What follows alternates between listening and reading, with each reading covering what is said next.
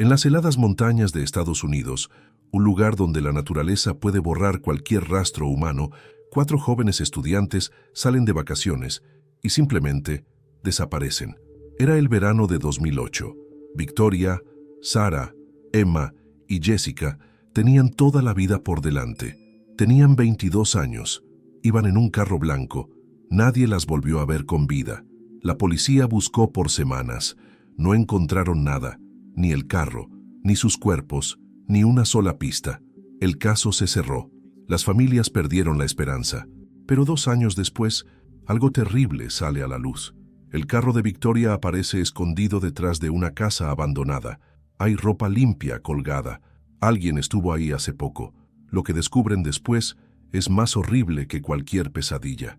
Estas chicas no murieron en un accidente. Fueron cazadas como animales por gente rica que paga por matar. Esta es la historia más impactante que jamás escucharás.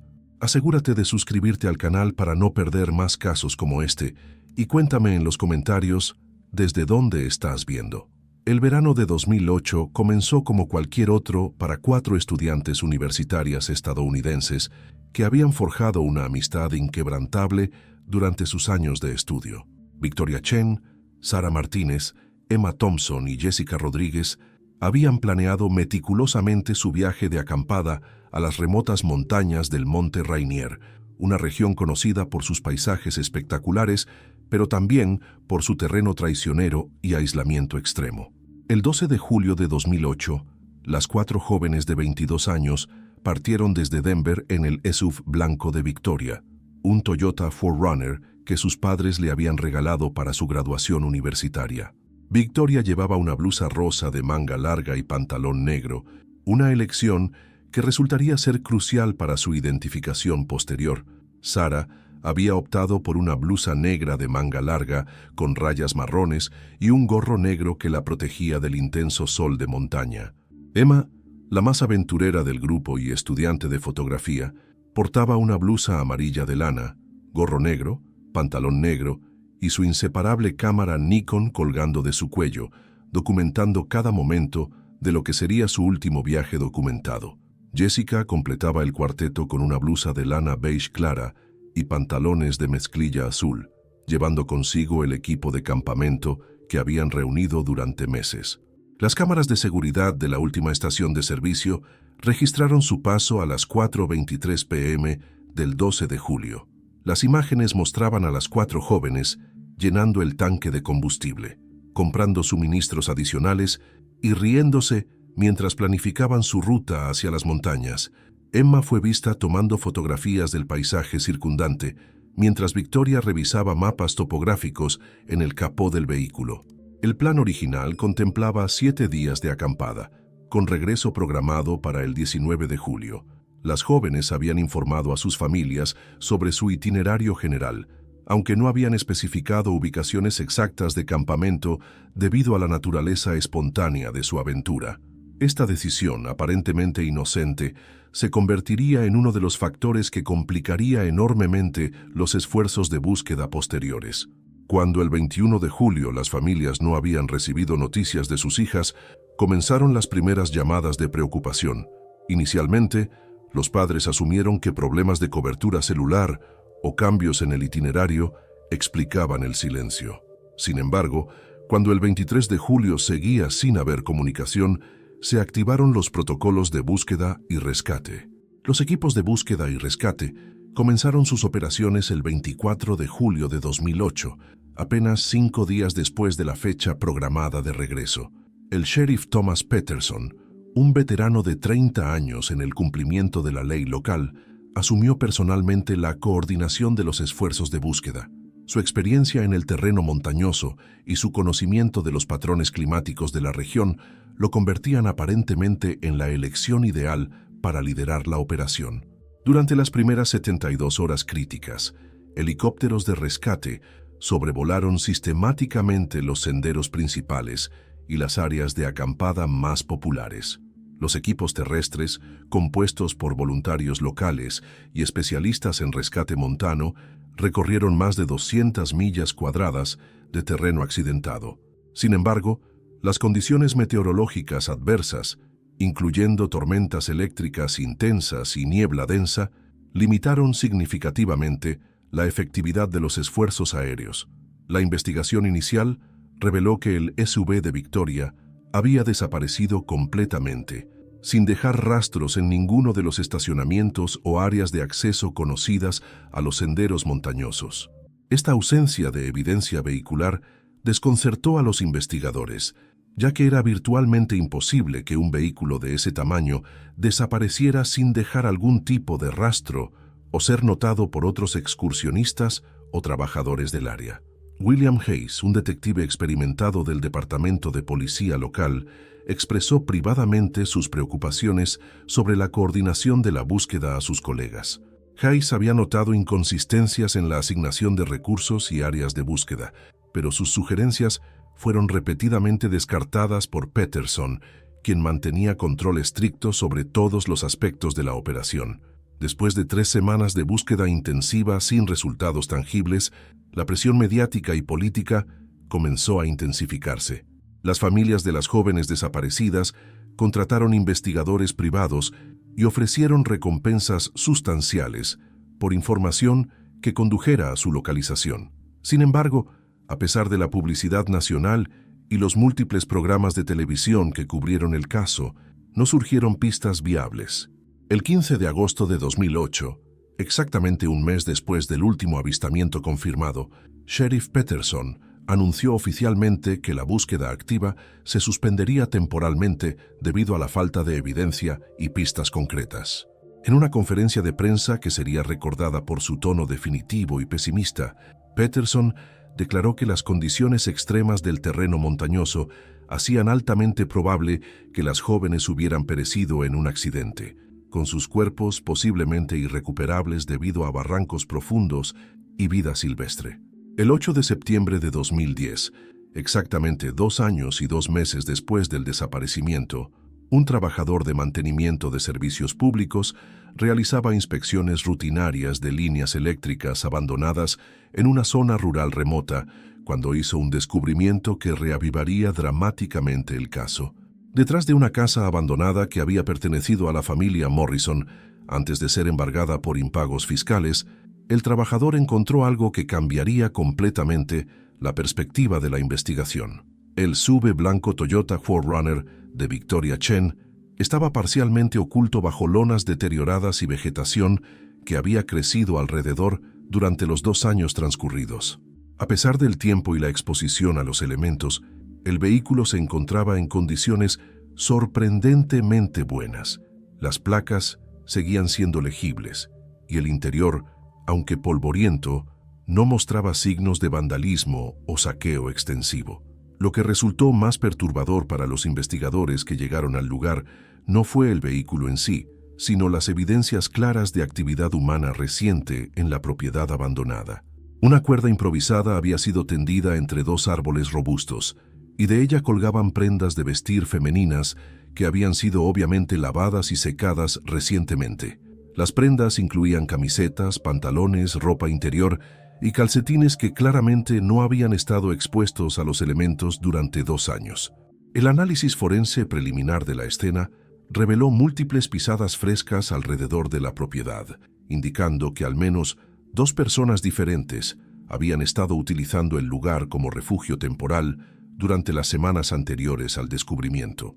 Los patrones de las pisadas sugerían movimiento regular entre la casa en ruinas y un área boscosa cercana donde se encontraron restos de fogatas y latas de comida vacías. William Hayes, quien había dejado el departamento de policía un año después del caso original debido a frustraciones con el manejo de la investigación, se enteró del descubrimiento a través de contactos que mantenía en el departamento. La noticia lo golpeó como un rayo, confirmando sospechas que había albergado durante años sobre la naturaleza del desaparecimiento y la competencia de la investigación oficial. La propiedad Morrison había estado vacante desde 2007, cuando los últimos propietarios perdieron la casa debido a problemas financieros relacionados con gastos médicos catastróficos. Los registros del condado mostraban que la propiedad había sido inspeccionada por última vez en marzo de 2010, 6 meses antes del descubrimiento del vehículo, y en ese momento no se había reportado ninguna evidencia de ocupación no autorizada.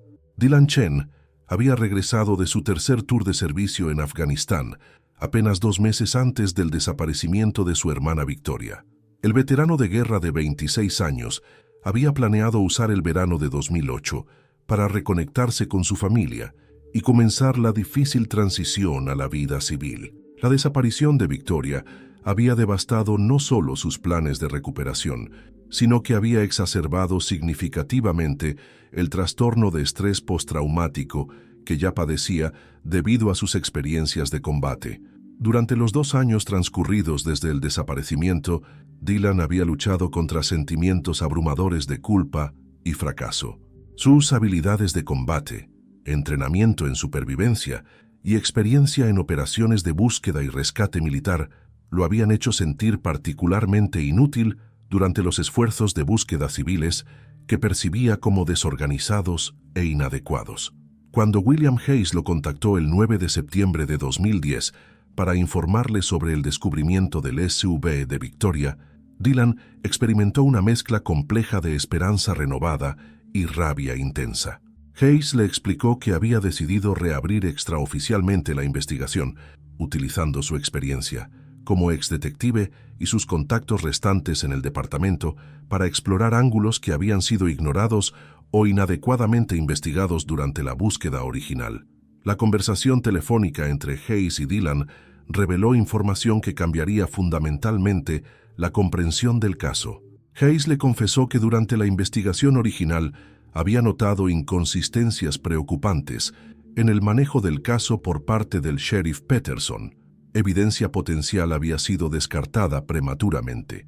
Testigos habían sido desalentados de proporcionar declaraciones y ciertas áreas de búsqueda habían sido inexplicablemente evitadas o minimizadas. Hayes también reveló que había documentado privadamente sus preocupaciones en notas personales, incluyendo discrepancias en los informes oficiales y decisiones operacionales que no seguían protocolos estándar de búsqueda y rescate. Estas observaciones, que había mantenido en secreto durante 2 años por temor a repercusiones profesionales, ahora parecían potencialmente cruciales para resolver el misterio. Dylan aceptó inmediatamente encontrarse con Hayes en la propiedad abandonada donde había sido descubierto el vehículo. Esa noche, por primera vez desde su regreso del servicio militar, Dylan limpió y revisó meticulosamente su arma de servicio, un ritual que había evitado conscientemente como parte de su proceso de descompresión civil. Sus instintos de combate, dormidos pero nunca completamente suprimidos, comenzaron a despertar con una intensidad que no había experimentado desde sus días en zona de guerra. El encuentro entre Dylan Chen y William Hayes en la propiedad abandonada Morrison el 10 de septiembre de 2010 reveló evidencias que transformaron completamente su comprensión del caso. Dylan, aplicando su entrenamiento militar en reconocimiento y análisis de escenas, inmediatamente identificó señales que los investigadores civiles habían pasado completamente por alto durante su procesamiento inicial de la escena. Las marcas en los árboles alrededor de la propiedad no eran los rasguños casuales que habían sido reportados oficialmente. Un examen más detallado reveló patrones consistentes que indicaban el uso sistemático de cuerdas o cadenas para asegurar objetos o personas a los troncos. El desgaste del corteza y las marcas de metal en la madera sugerían uso prolongado y repetitivo a lo largo de un período extendido. Dentro de la estructura en ruinas de la casa Morrison, Hayes descubrió algo que confirmaría sus peores sospechas sobre la naturaleza del desaparecimiento. En el sótano parcialmente colapsado, ocultas bajo escombros que habían sido cuidadosamente colocados para disimular su presencia, encontraron anillas metálicas empotradas en las paredes de concreto. Las marcas de óxido y desgaste alrededor de estas anillas contaban una historia siniestra de uso regular para restricción física. Los restos de colchones y mantas que habían sido quemados recientemente, pero no completamente destruidos, proporcionaron evidencia adicional de ocupación prolongada del sótano. El análisis de los patrones de quemado sugería que la destrucción había sido intencional y reciente, posiblemente en respuesta al aumento de la actividad investigativa en el área. Dylan encontró algo que activó inmediatamente sus protocolos de alerta militar, fragmentos de cables cortados que habían sido parte de un sistema de cámaras de vigilancia.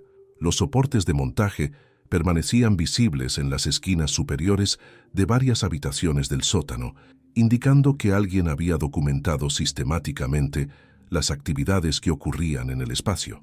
La remoción profesional de los equipos sugería conocimiento técnico y planificación cuidadosa. En un armario oculto detrás de una pared falsa, Hayes descubrió documentos parcialmente quemados que incluían lo que parecían ser listas de nombres, fechas y cantidades monetarias. Aunque la mayoría del contenido era ilegible debido al daño por fuego y agua, suficientes fragmentos permanecían intactos para sugerir algún tipo de operación comercial o registro de transacciones. La evidencia más perturbadora fue encontrada por Dylan en un área separada del sótano: hebillas metálicas, trozos de cuerda cortada y manchas en el suelo de concreto que las pruebas de campo preliminares sugirieron podrían ser sangre. La distribución y concentración de estas evidencias indicaban que múltiples personas habían sido retenidas en el espacio durante periodos prolongados. Armado con las evidencias descubiertas en la propiedad Morrison, Dylan Chen tomó la decisión de confrontar directamente al sheriff Thomas Peterson el 12 de septiembre de 2010. La estrategia de Dylan, informada por su entrenamiento militar en interrogatorio e inteligencia, era presentar las evidencias de manera que provocara una reacción reveladora del sheriff mientras mantenía la seguridad operacional. Dylan llegó a la oficina del sheriff durante las horas de menor actividad, calculando que una confrontación privada sería más efectiva que una pública. Peterson, un hombre de 54 años, con una reputación sólida en la comunidad, inicialmente reaccionó a las acusaciones de Dylan con aparente sorpresa e indignación profesional genuina. Sin embargo, cuando Dylan comenzó a presentar detalles específicos de las evidencias encontradas en la propiedad Morrison, incluyendo fotografías que había tomado de las anillas metálicas, los soportes de cámaras y los documentos parcialmente quemados, la demeanor de Peterson cambió dramáticamente. La sorpresa inicial se transformó en una defensividad agresiva que confirmó las sospechas de Dylan sobre la complicidad del sheriff. La confrontación alcanzó su punto crítico cuando Dylan mencionó los fragmentos de documentos que sugerían transacciones financieras relacionadas con la propiedad abandonada. Peterson, aparentemente calculando que la negación ya no era una opción viable, cambió súbitamente de estrategia y reveló información que devastaría la comprensión de Dylan sobre la naturaleza del caso. Peterson confesó su participación en una red criminal sofisticada que se especializaba en el secuestro de jóvenes para un propósito que inicialmente se negó a especificar completamente. Sin embargo, bajo la presión sostenida de Dylan y confrontado con la evidencia física irrefutable, el sheriff reveló que las víctimas eran utilizadas en lo que describió como experiencias de caza humana transmitidas en vivo para clientes adinerados que pagaban sumas sustanciales por participar remotamente. La revelación de que Victoria y las otras jóvenes habían sido secuestradas específicamente para servir como presas en una operación comercial de caza humana golpeó a Dylan con una fuerza que superó incluso sus peores imaginaciones durante los 2 años de incertidumbre. Peterson, aparentemente intentando negociar algún tipo de clemencia o cooperación, proporcionó detalles adicionales sobre la estructura de la red y la ubicación de las instalaciones operacionales. Cuando Dylan demandó información inmediata sobre la ubicación actual de su hermana, Peterson reveló que Victoria y las otras supervivientes estaban siendo mantenidas en una instalación ubicada aproximadamente 12 millas al norte de la propiedad Morrison, en un complejo construido específicamente para las operaciones de la red. Más devastadoramente, Peterson informó que las jóvenes estaban programadas para ser eliminadas esa misma noche como parte de la limpieza operacional precipitada por el descubrimiento del vehículo.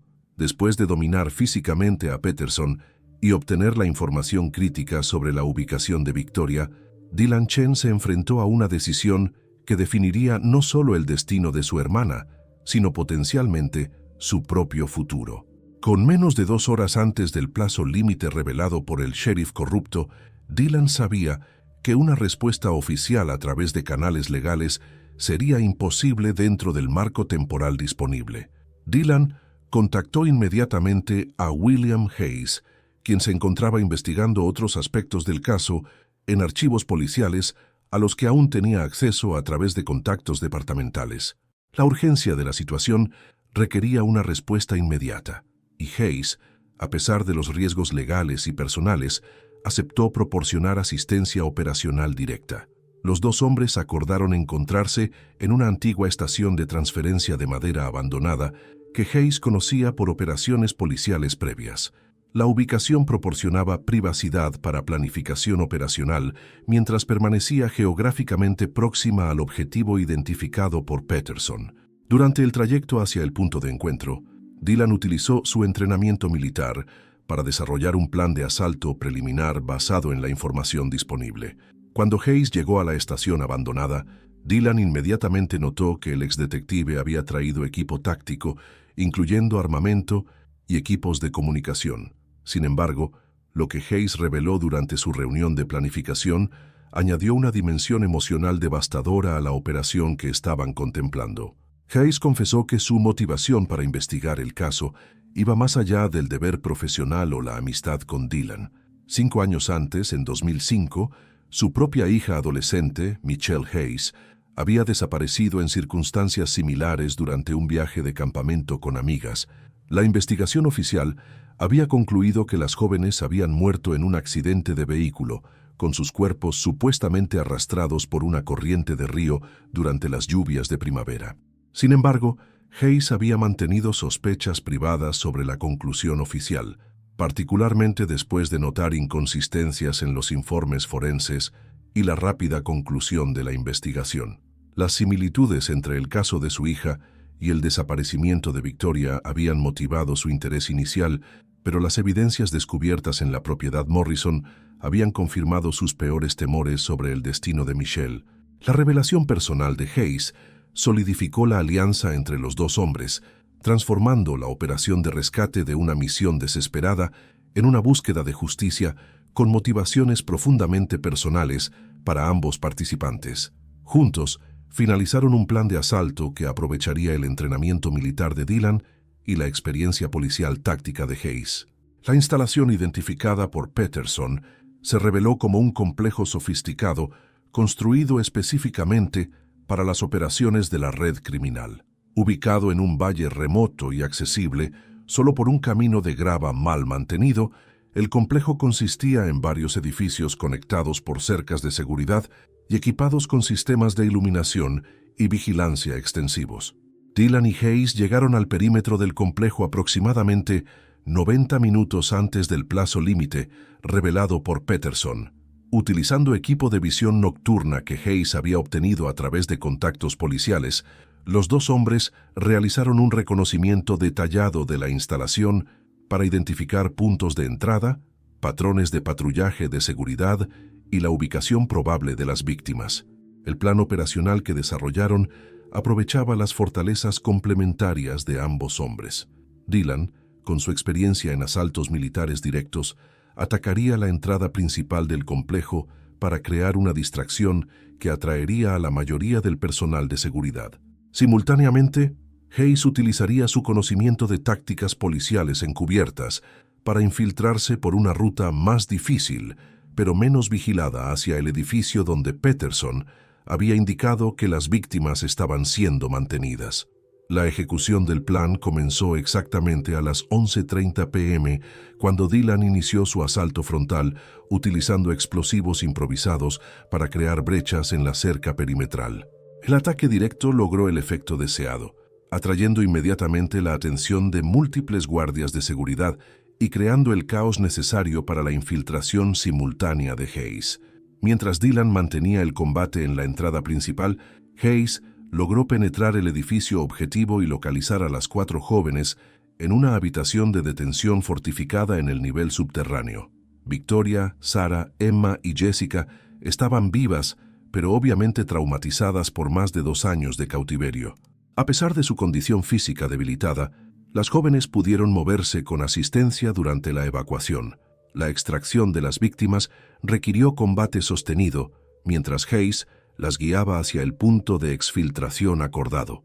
Dylan proporcionó fuego de cobertura mientras se retiraba de su posición de distracción, utilizando tácticas de combate urbano para neutralizar la resistencia de seguridad mientras protegía la ruta de escape de Hayes y las víctimas rescatadas. El grupo logró evacuar el complejo bajo fuego enemigo intenso, pero la operación estaba lejos de completarse. Los operadores de la red habían activado protocolos de respuesta a emergencias que incluían la persecución activa de los rescatistas y víctimas utilizando vehículos y equipos de comunicación sofisticados. La evacuación del complejo marcó el inicio de una persecución nocturna que llevaría a Dylan Chen y William Hayes a través del terreno montañoso más traicionero de la región. Los operadores de la red criminal, utilizando vehículos todoterreno y equipos de visión nocturna, mantenían una presión constante sobre el grupo de rescatistas mientras intentaban alcanzar un punto de extracción seguro que Hayes había identificado previamente. Durante la persecución inicial, Hayes sufrió una herida de bala en el hombro que limitó significativamente su capacidad operacional. Sin embargo, el exdetective insistió en continuar proporcionando protección para las víctimas rescatadas mientras Dylan implementaba tácticas de combate asimétricas para reducir la efectividad de sus perseguidores. La ventaja táctica cambió dramáticamente cuando Dylan logró emboscar a uno de los vehículos de persecución y eliminar a su ocupante, un cliente adinerado de la red que había estado participando remotamente en las operaciones de caza. El equipo de visión nocturna y comunicaciones obtenido del vehículo capturado proporcionó a Dylan capacidades de vigilancia que igualaron las de sus perseguidores. Utilizando su nueva ventaja tecnológica, Dylan pudo identificar y neutralizar sistemáticamente a los equipos de persecución adicionales, mientras Hayes continuaba escoltando a las víctimas hacia la seguridad. La combinación de entrenamiento militar de Dylan y conocimiento local de Hayes resultó devastadoramente efectiva contra operadores que dependían primarily de superioridad numérica y equipamiento. El grupo finalmente alcanzó el punto de extracción predeterminado, una carretera de acceso público donde Hayes había coordinado previamente la presencia de vehículos de emergencia médica a través de contactos que no estaban comprometidos con la red criminal. A pesar de su herida, Hayes asumió la responsabilidad de transportar a las 4 víctimas rescatadas hacia atención médica inmediata y seguridad. Sin embargo, Dylan tomó la decisión de no acompañar al grupo hacia la seguridad. En lugar de completar su evacuación, el veterano decidió regresar al complejo para implementar una operación secundaria dirigida a desmantelar completamente la red criminal y asegurar evidencias que garantizarían procesamientos legales exitosos contra todos los participantes. La decisión de Dylan de regresar voluntariamente a territorio enemigo reflejaba tanto su entrenamiento militar como su compromiso personal de asegurar que la red responsable del cautiverio de su hermana fuera completamente destruida. Armado con el equipo capturado y aprovechando el caos creado por el rescate inicial, Dylan comenzó una campaña sistemática para eliminar la infraestructura operacional de la red. El regreso de Dylan Chen al complejo criminal inició una operación de limpieza que resultaría en la destrucción completa de toda la infraestructura de la red de caza humana. Utilizando tácticas de guerra asimétrica perfeccionadas durante sus tours de servicio en Afganistán, Dylan implementó una serie de emboscadas coordinadas contra los vehículos y personal de seguridad que permanecían en el complejo. La superioridad táctica de Dylan, combinada con su motivación personal y el elemento sorpresa de su regreso inesperado, le permitió neutralizar sistemáticamente la resistencia restante. Los operadores de la red, acostumbrados a mantener ventaja contra víctimas indefensas, se encontraron completamente superados por un combatiente entrenado que utilizaba sus propios equipos y conocimiento del terreno contra ellos. Durante la operación de limpieza, Dylan localizó y confrontó a Kevin Morrison, el coordinador técnico de las operaciones de transmisión y hermano del propietario original de la propiedad abandonada, donde había sido encontrado el SUV de Victoria. Morrison, enfrentado con la eliminación de toda su red de seguridad, reveló la combinación de un cofre que contenía evidencias documentales extensivas de las operaciones criminales. Los contenidos del cofre proporcionaron un tesoro de evidencias incriminatorias que incluían registros financieros detallados, listas de clientes, grabaciones de video de las operaciones y correspondencia entre los operadores de la red y sus clientes internacionales. La documentación revelaba que la red había operado durante más de una década con víctimas de múltiples estados y potencialmente otros países. Antes de abandonar el complejo, Dylan implementó medidas de destrucción para eliminar cualquier evidencia que pudiera ser utilizada por células restantes de la red o para comprometer la seguridad de las víctimas rescatadas. Los incendios que Dylan inició consumieron completamente las instalaciones de detención y los equipos de transmisión, asegurando que las operaciones no pudieran ser restablecidas. Con las evidencias documentales aseguradas y la infraestructura criminal destruida, Dylan finalmente evacuó el área y se dirigió hacia las autoridades federales. Las evidencias obtenidas del cofre de Morrison fueron entregadas directamente a fiscales federales que inmediatamente iniciaron una investigación expansiva que resultaría en procesamientos exitosos contra decenas de participantes en múltiples jurisdicciones. Victoria Chen, Sara Martínez, Emma Thompson y Jessica Rodríguez comenzaron un proceso de recuperación que, aunque largo y desafiante, eventualmente les permitiría reconstruir sus vidas después de más de 2 años en cautiverio. El rescate exitoso y la destrucción de la red criminal proporcionaron no solo justicia para las víctimas, sino también cierre para las familias que habían soportado años de incertidumbre sobre el destino de sus hijas. La operación de Dylan Chen se convertiría en un caso de estudio para agencias de cumplimiento de la ley sobre la efectividad de operaciones de rescate no convencionales cuando los métodos tradicionales habían fallado. Su éxito en desmantelar una red criminal sofisticada demostró el valor del entrenamiento militar aplicado a problemas de seguridad doméstica, mientras que su motivación personal ilustraba el poder del compromiso familiar en la búsqueda de justicia. Si has llegado hasta aquí y quieres ver más historias como esta, te invito a suscribirte al canal y activar la campanita de notificaciones para no perderte ninguna historia. Deja tu like para que podamos seguir compartiendo más historias como esta. Hasta la próxima.